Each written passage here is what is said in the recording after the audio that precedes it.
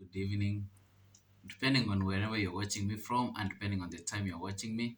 So, guys, I know it's been a long time since I shared news about ADLSA, but today I want to do an update of what's going on in the ADLSA portal, like when you are trying to apply for either change of employer or anything else that pertains changing of employer without NOC in Qatar. So, I recently went to the website to check it out. So there, there is a space that wasn't there before, but it's now mandatory. So first, you have a space for, of course, it brings all the details of your current employer. Then there's somewhere you're supposed to fill the details of your new employer. But before that, there is somewhere, this is what I want to talk about, the form. There's somewhere they tell you the signed form. So let me talk about the signed form today, guys. So the signed form is the change of employer application form that normally you can download it from the website, or you can go to any of the cyber cafes or computer places or typing centers in Qatar. It may be Bin Omran, or I think so many places, of course. So you can go get one from there or download it online. Or if you cannot be able to do all that, just tell your PRO, your company PRO, either your current company PRO, depending on the terms or depending on how you relate, or the new company's PRO. They are able to give you the form. So there's a section for the employer, that's you, and there's a section for your, like there's a section for the employer and there's a section for the employee. So you are the employee. So, and the section of the employee, it is the first one where you're supposed to fill all your details, how long you've been working in the current company, and like, are you changing the job for the first time, second time, or third time? You know, now we have a limit. You can only change sponsors 3 times without the NOC.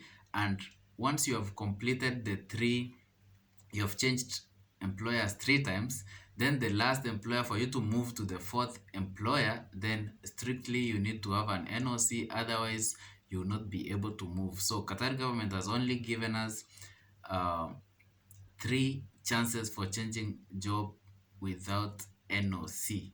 You can change employer without NOC 3 times. That's a maximum.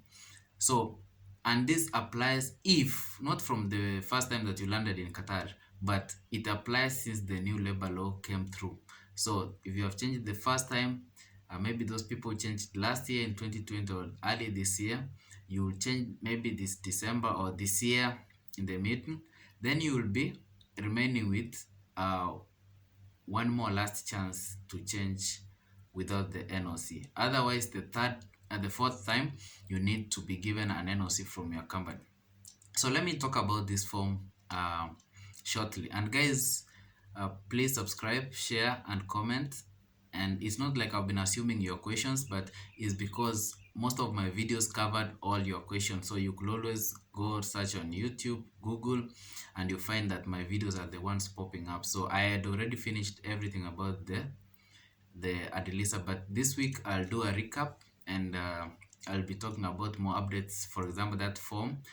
So basically, you have to write your personal details, including your location. This is very important. You know, previously you could just attach a few documents and you are done. You get your EC number or your status of change of employer application status under review. But now it's kind of complex, but not that complex, because after you have signed, your employer also has to sign, write some details about the company, and they need also to stamp the application form.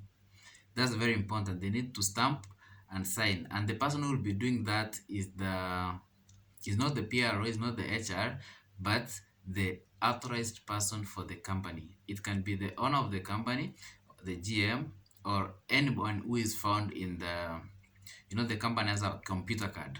We normally call them computer cards, but the real name is the establishment card, like establishment ID. So we call it normal the computer card in simple terms. So if anyone asks you about the computer card, they mean the establishment ID. So the establishment ID has, I think, 4 or 5 options for the signatories. It will be having the ID number, the Qatar ID number of the signatory, the official name, and their signature at the end.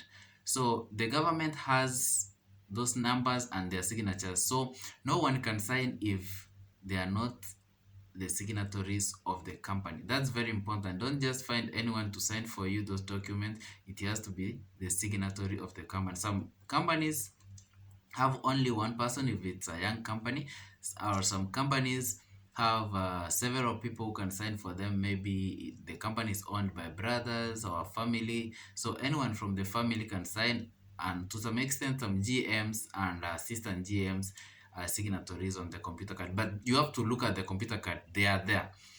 So that's very important. That's one of the reasons why most people are also getting rejections. Okay, guys.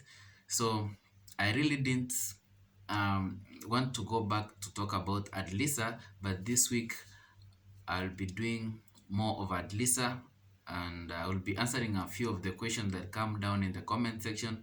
Don't think that, guys, I assumed your stories. No, and as I said, right now, if you are willing to come and have a discussion with me in my channel, we can have an interview. We can, or if you have a story to share, just hit me on Instagram, then, or on the comment section, hit me right there.